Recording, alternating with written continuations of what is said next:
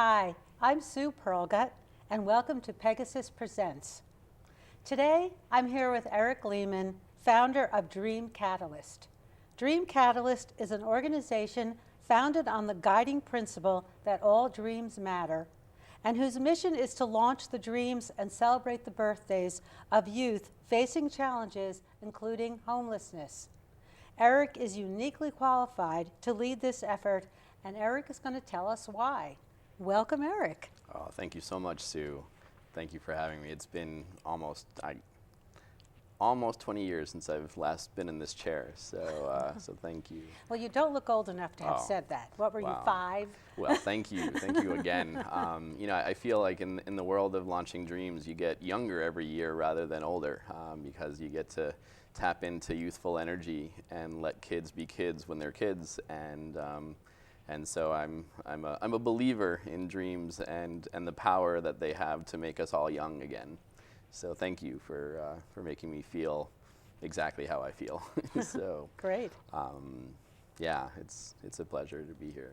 Well, I think really for our viewers, I really would appreciate it if you would tell us your story and why your interest in homelessness and Dream Catalyst. Wow, thank you. My story started out when I was 17 years old, and I was a senior in high school, getting ready to think about college, getting ready to just launch into the world of whatever it meant to be an adult. And early in my senior year, an event happened with my mother where we had a disagreement, and my mom had been struggling with a mental illness called bipolar disorder. And so how that would manifest throughout our lives was, I was very, very sensitive and very attentive to anything that could or would be a trigger for her to have a kind of a manic flare-up. And as I became older and older and more ready to spread my own wings, it seemed like I was just pushing triggers with everything that I did and everything that I tried to be. And so there was a Friday that came along, September 14th, 1990, where I was volunteering at something that I had helped to create called Teen Center at my high school. And for some reason, I was grounded. I got grounded very frequently for different offenses in my family. But there was like this loophole, and the loophole was anything that was school related, I could attend even if I was grounded. So one of the things that I thought up was this thing called Teen Center. I thought about this whole year when I was a junior, and it finally came to fruition, and it fully manifested on September 14th. And what I realized is that the loophole was about to close. My mom just didn't like the idea of me having a social life after hours. And so the night of the Teen Center came, the first night came, and she actually had my brother ask me to come back to the car, even though I was kind of servicing a station, where people were registering and checking in for the evening. So, being somewhat self-conscious, I went back to the car because I knew that had she come out from the car, usually a scene would have been created. So I went to the car, and she asked me to get into the car because she didn't want me to experience this part of the loophole.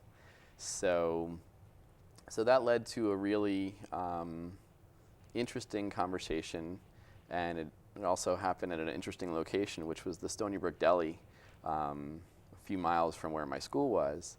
And we sat outside, which was a relatively nice day, and I was really in an awful mood, and I couldn't hide it. One of the things that I had learned to do over years, kind of with mental illness in my family, was hide my feelings, hide what it meant to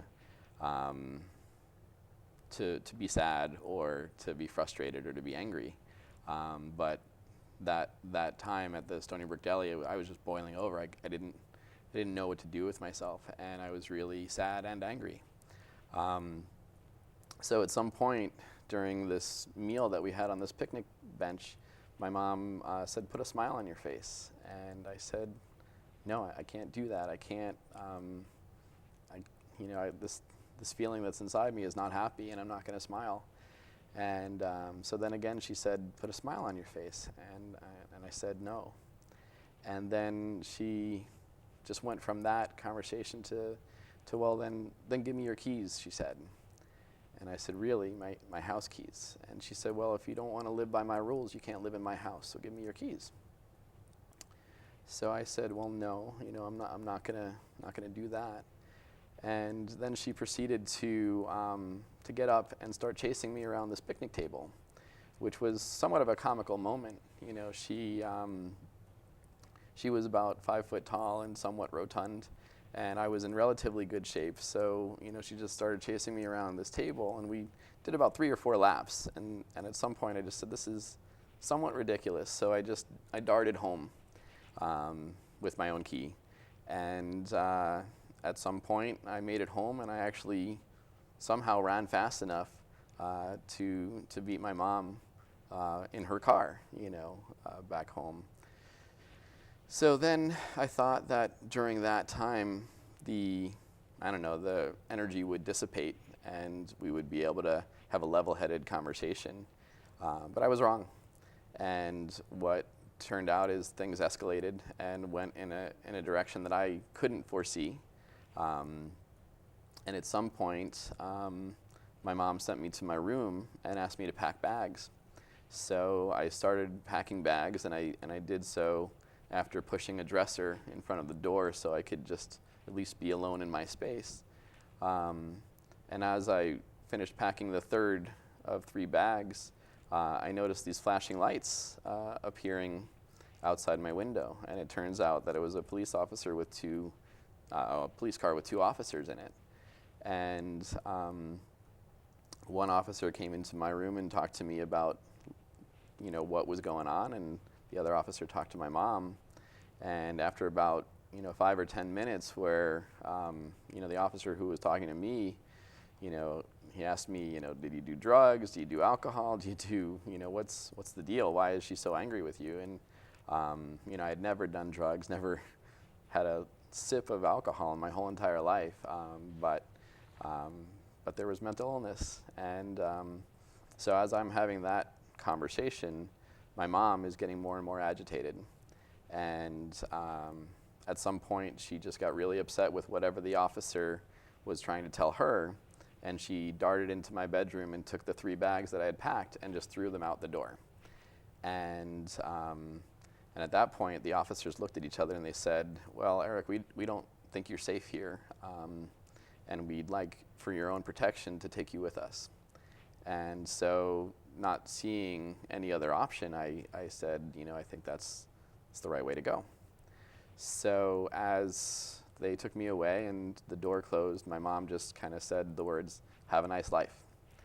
And that was a pretty traumatic moment. It was not the senior year that I intended to have. I had intended to have this teen center social outlet. I was going to do a whole bunch of sports, and I was going to apply to school and escape this cycle, and become the me that I knew was inside me.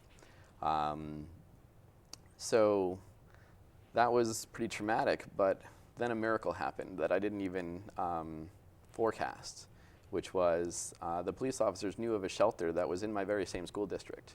So I was kicked out on a Friday, Friday, September 14th, but I was back to school on Monday, September 17th, different bus stop, same school. And then just so many more miracles happened. It was around the time where Hillary Clinton's book, It Takes a Village to Raise a Child, came out, and it clearly transformed my experience of what it meant to be a child of this community. It was truly, I actually lived in the 3-village school district, so my joke is it took 3 villages to raise me.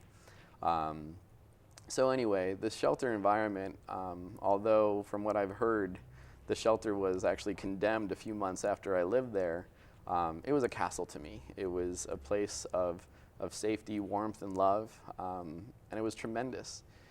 So in the shelter, I was able to engage a lot of the shelter staff in my dreams. I told them that I was in theater arts. I told them that I was still singing. I told them all the things that I still had on my calendar. And somehow, some way, they got me to every single rehearsal. The shelter staff, whether they were on the clock or not, they made it their mission to help me through whatever was already on my calendar and to make sure that I had a seamless transition to whatever the rest of my life had to offer. So that was another, miraculous experience. And then to cap that all off, after my 30 days, this was a 30-day time limit shelter. After my 30 days were up, I started telling more and more people about my situation because I didn't know, I was sort of feeling on borrowed time at the shelter. I didn't know what the next steps were supposed to be. No one was kicking me out of the shelter, but, I felt as though another plan should be in place. And so I told a few of my friends, including my best friend, and the first night that I told him where I was living, he told his parents what was going on. And they immediately called the shelter, and they said, we've got a bed here because we sent our eldest daughter to school, and in the shelter's no place for Eric to live, so until family counseling works things out at home, we'd love Eric to stay with us. So the funny thing, I actually declined that offer early on. I wanted to see what family counseling could yield for at least another week. So I went back to therapy, and that week didn't yield a safe and secure pathway to go back home. So then I called them back, my best friend's folks back, and said, is the bed still there? And they said, yeah. So very quickly in October of that same year, my best friend's folks took me in. And the interesting part of the story is they sent their eldest daughter to Duke, even though her boyfriend at the time was going to Cornell. And what that did was it actually left this blank Cornell application around the house, hanging around the house for a whole year. And so when it was time for me to apply to school, I was applying to Geneseo State because I thought I could afford it. And they said, hey, Eric, there's this other application. We've seen your grades. We think you got a shot at this place called Cornell.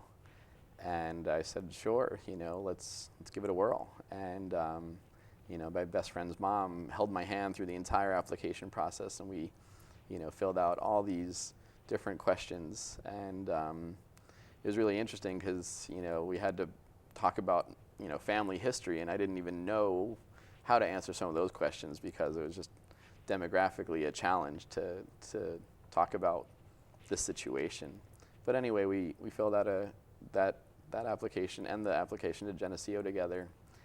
And then April of 1991, I first got this waitlist letter from Geneseo State. And then I went into complete panic mode because I said, well, if Geneseo doesn't want me, why on earth would Cornell say yes to me?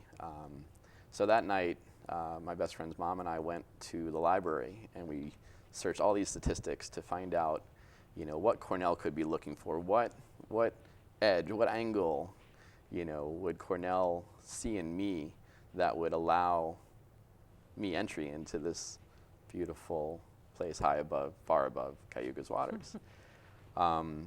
So at the end of that night, I learned that because I was male and I was applying to the College of Human Ecology, that there was a shot because they probably needed to get more men in a college that had a lot of women in it. So to make a long story short, I just kind of was able to go to sleep for the next 3 nights just thinking, I'm glad I'm a guy, and let's just pray that that's enough. So the deal was, there was like a protocol. Like I would just dart off the bus and just run up the hill, check the mail, and the other side of the deal was that no one else would check the mail for me, and that when the envelope came, I got to open it. So one Tuesday afternoon in April came about, and same protocols in place. I run up the hill, open the mailbox and it's empty. And I'm like, empty mailbox on a Tuesday at this time is very interesting. And I walk in to the dining room and I see my best friend's mom sitting with this open envelope with red lettering in the top right corner. And she's got a tear in her eye. And, you know, obviously that tear kind of gave it away, but she let me read the letter anyway. And Cornell accepted me.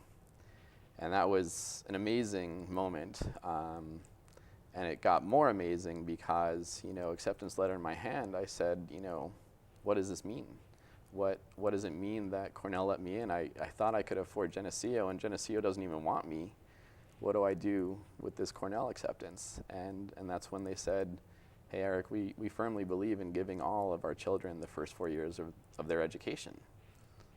And I said, well, sure, but what does that mean? I was still kind of not fully understanding what was about to happen. So that very same day, you know, not only did I learn that I was going to be sent to Cornell, but I also learned that I was considered their son. And that was a huge miracle. And during that moment, I just knew that my dreams were intact. Like I knew that there was a place for my dreams to go and expand and learn and grow. And that place was Ithaca. That place was Cornell. So when you get a gift like that, you know, you live your life a different way. You can't not. You know, that same day after I got that acceptance letter, I called my roommate from the shelter. His name was Chris. And Chris was really excited on the other end of the phone. And I said, Chris, why are you so excited? And he said, Eric, I got a job at McDonald's. And I feel so free. I feel so ready to just be who I can be. I'm like, that's great, Chris. And I shared with him that I had just gotten accepted to Cornell. And I can honestly tell you, I don't know who was happier. And I think Chris felt happier than I did. So I hung up the phone and I said, wow. It was kind of a bittersweet moment because I was happy for Chris, but I realized in that moment that no one taught him how to dream, or that he put a ceiling on his dreams that was way too low for what his potential truly was. So that was always a moment that just guided me and said, you know what? When it's time to serve and create more global impact, I'm going to help kids dream bigger and help kids know that they're all miracles and that they're all assets on this planet. And so as my days at Cornell progressed, as my life unfolded, you know, I always wondered, you know, what could happen with other people's dreams. So yeah. Well, that is it is a very moving story. I just want to say that not everybody would have gone in the direction that you went. Not everybody would have taken that as, okay, this is what I need to do. So that's special too. You really heard the message or one of the messages being given you, and you took it and you've run with it. Literally run with it. And so now we're going to segue to the idea of Homeless to Honolulu, and what is that about? Wow, Homeless to Honolulu is an idea that took 21 years to unfold. So, you know, I guess if you consider my first run, that time where I ran from the picnic table, you know, directly to my house, you know, that was sort of running from, you know, that's like running from my problems. And then, you know, Cornell was sort of like running to, you know, and so running has always been a very strong and powerful metaphor in my life. And so like now there's just running, and running just for running's sake is such a beautiful healing experience. And so, you know, 2008, I started just diving into my own health. I decided to just take a half hour from work and a half hour from TV once a day and just run. And the benefits I saw inside myself were just staggering. I lost 30 pounds like within 6 months, and just had more energy, and my sleep was more restful, and my children and I were able to relate on such a different level of energy. It was beautiful. And then as my running career progressed, I ran a 15K in 2008, which is 9.3 miles, and then that felt really good, but I wanted more. So then I ran a half marathon the following year in 2009, and I said, wow, that felt really good, but I want more. In 2010, I found an organization called Back on My Feet who had guaranteed spots in the New York City Marathon. And so I just knew that if I'm going to run a marathon in my life, it's got to be New York City. It's got to be the New York City Marathon.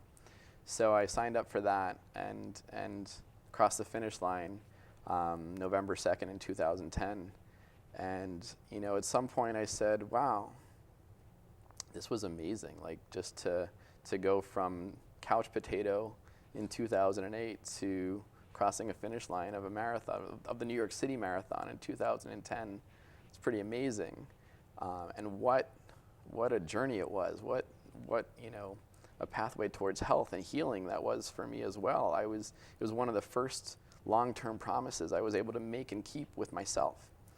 So then something happened inside myself that said, you know what? I think there's a more powerful marathon out there. I think there's a way to combine my love for running with my love for travel and my sense of adventure and my sense of just doing things that are different than normal.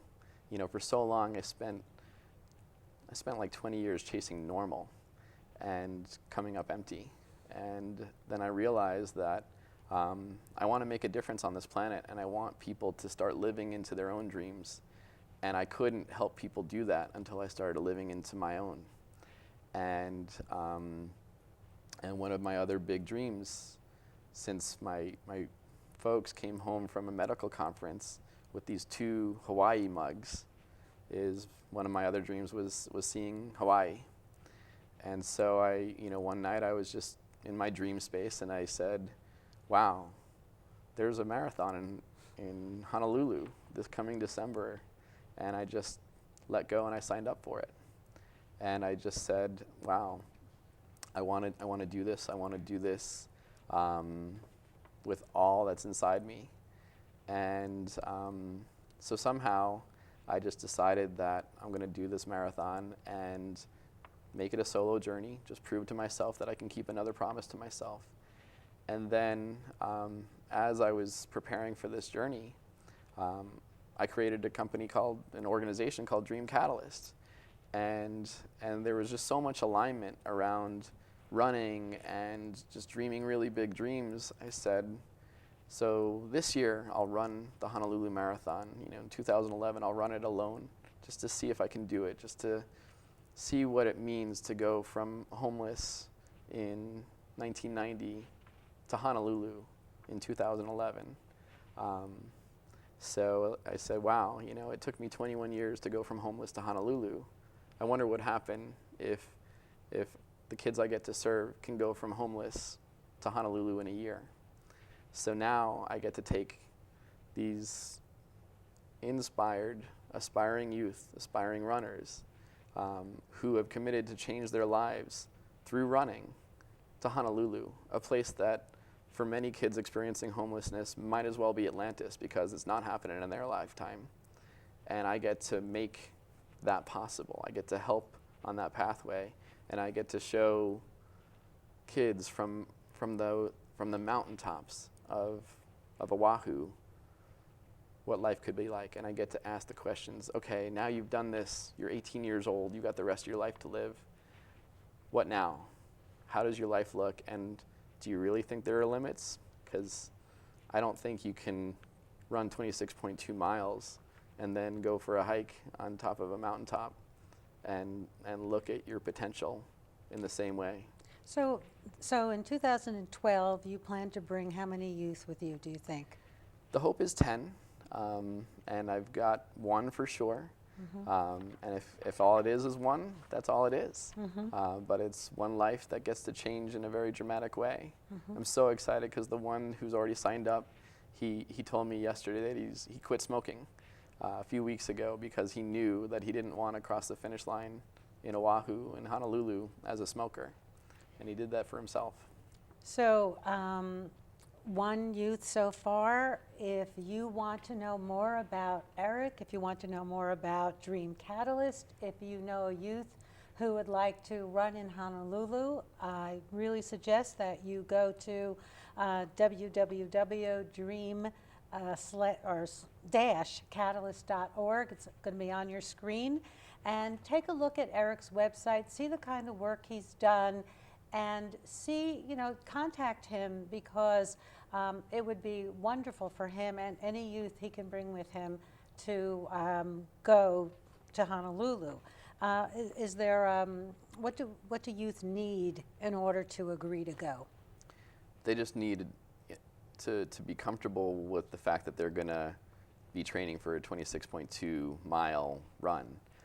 They need to be ready by October. They need to just know that it's in their legs, know that they're ready. And right now we're saying, youth 16 and up.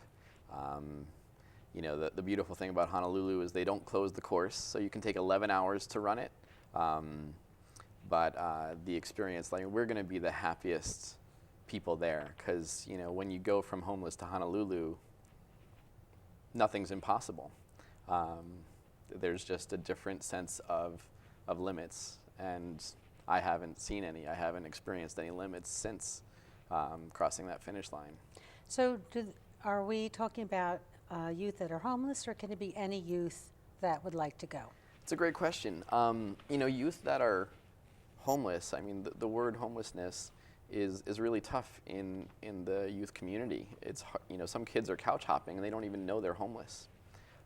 So right now, if someone feels like they want to change their lives in a very amazing way, reach out and contact me, and we'll have Great. a conversation. Yeah. I see that our time has come to an end. I'm sorry, there's so much more we could be talking about, but I really do suggest, if you have an interest in this, to please go look at the Dream Catalyst website. Please get in touch with Eric. This has been fascinating. I really appreciate your coming, Eric. Thank you so much. I'm Sue Perlgut for Pegasus Presents.